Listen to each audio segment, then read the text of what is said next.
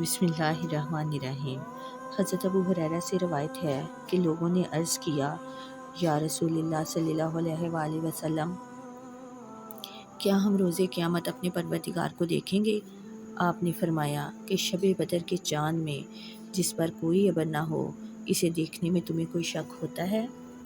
صحابہ نے کہا، یا رسول اللہ نہیں۔ آپ نے فرمایا، تو کیا تم آفتاب کو دیکھنے میں شک کرتے ہو جبکہ اس پر عبر نہ ہو؟ صحابہ نے کہا، یا رسول اللہ ہرگز نہیں۔ آپ نے فرمایا، اسی طرح تم اپنے پروردگار کو دیکھو گے قیامت کے دن جب لوگ اٹھائے جائیں گے تو اللہ تعالیٰ فرمائے گا، جو دنیا میں جس کی پوجا کرتا تھا وہ اس کے پیچھے جائے۔ چنانچہ کوئی تو سورج کے ساتھ ہو جائے گا اور کوئی چاند کے پیچھے ہو لے گا اور کوئی بتوں اور شیاطین کے پیچھے چلے گا۔ باقی اس امت کے مسلمان لوگ رہ جائیں گے جن میں منافق بھی ہوں گے۔ ان کے پاس اللہ تعالیٰ ایک نئی صورت میں تشریف لائے گا اور فرمائے گا، میں تمہارا رب ہوں۔ وہ عرض کریں گے، ہم تجھے نہیں پہچانتے۔ ہم اسی جگہ کھڑے رہیں گے۔ جب ہمارا رب ہمارے پاس آئے گا تو ہم اسے پہچان لیں گے۔ پھر اللہ تعالیٰ ان کے پاس اپنی اصلی شکل و صورت میں جلوہ گر ہوگا اور فرمائے گا کہ میں تمہارا رب ہوں۔ تو وہ کہیں گے، ہاں تو ہمارا رب ہے۔ پھر اللہ تعالیٰ انہیں بلائے گا۔ اس وقت جہنم کی پشت پر پل رکھ دیا جائے گا۔ سب سے پہلے میں اپنی امت کے ساتھ اس پل سے گزروں گا۔ اس روز رسولوں کے علاوہ کسی کو یارہ کلام نہ ہوگا۔ رسول کہیں گے، الہی سلامتی دے، الہی سلامتی دے۔ جہنم میں سادان کے کانٹوں کی طرح آنکڑے ہوں گے۔ کیا تم نے سادان کے کانٹے دیکھے ہیں؟ صحابہ نے عرض کیا، جی ہاں۔ آپ نے فرمایا، بس وہ سادان کے کانٹوں کی طرح ہوں گے، مگر ان کی لمبائی اللہ کے علاوہ اور کوئی نہیں جانتا۔ وہ آنکڑے لوگوں کو ان کے برے اعمال کے مطابق گھسیٹیں گے۔ بعض شخص تو اپنی بدعمالیوں کی وجہ سے ہلاک ہو جائیں گے اور کچھ زخموں سے چور ہو کر بچ جائیں گے، حتیٰ کہ اللہ تعالیٰ اہل جہنم میں سے جن پر مہربانی کرنا چاہے گا تو فرشتوں کو حکم دے گا، جو لوگ اللہ کی عبادت کرتے تھے وہ نکال لیے جائیں گے۔ چنانچہ فرشتے انہیں سجدوں کے نشانات سے پہچان کر نکال لیں گے، کیونکہ اللہ تعالیٰ نے آگ پر سجدوں کے نشانات کو حرام کر دیا ہے۔ ان لوگوں کو جہنم میں اس حالت میں نکالا جائے گا کہ نشانات سجود کے علاوہ ان کی ہر چیز کو آگ کھا چکی ہوگی۔ یہ لوگ کوئلہ کی طرح سوختہ حالت میں جہنم سے نکلیں گے۔ پھر ان پر آب حیات چھڑکا جائے گا تو وہ ایسے نمو پائیں گے جس طرح قدرتی بیج پانی کے بہاؤ میں اگتا ہے۔ اس کے بعد اللہ تعالیٰ اپنے بندوں کا فیصلہ کرنے سے فارغ ہو جائے گا، لیکن ایک شخص جنت اور دوزخ کے درمیان رہ جائے گا۔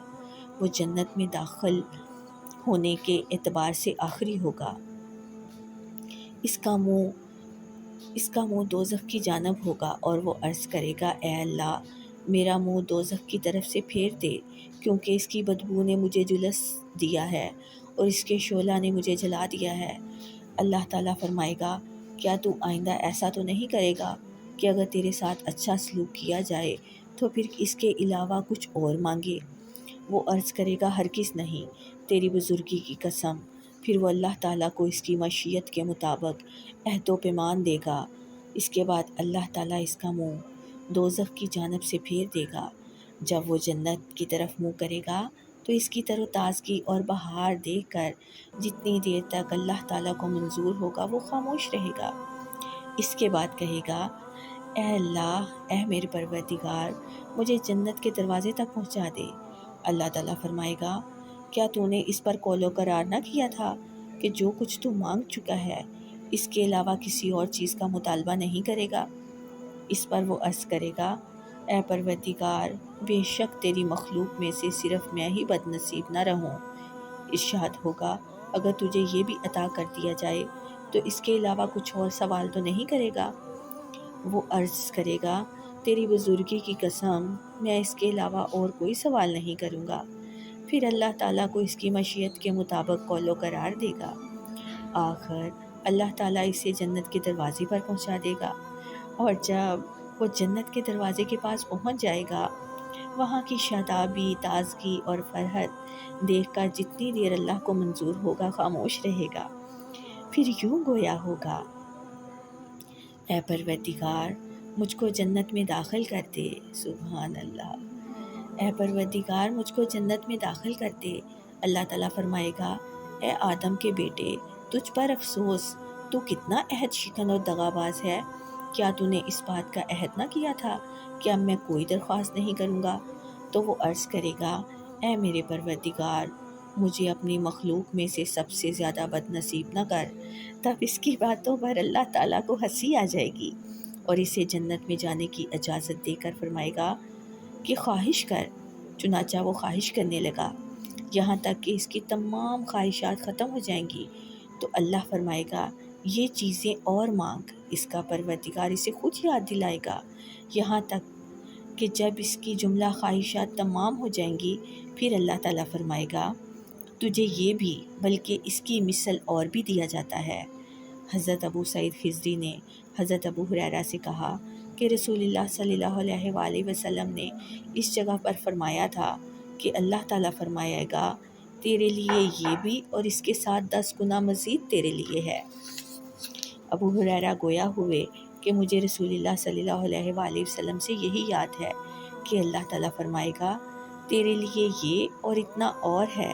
حضرت ابو سعید نے کہا کہ میں نے رسول اللہ صلی اللہ علیہ وآلہ وسلم کو یہ فرماتے سنا یہ سب کچھ تجھے دیا اور 10 گنا مزید بھی دیا جاتا ہے۔ سبحان اللہ، سبحان اللہ۔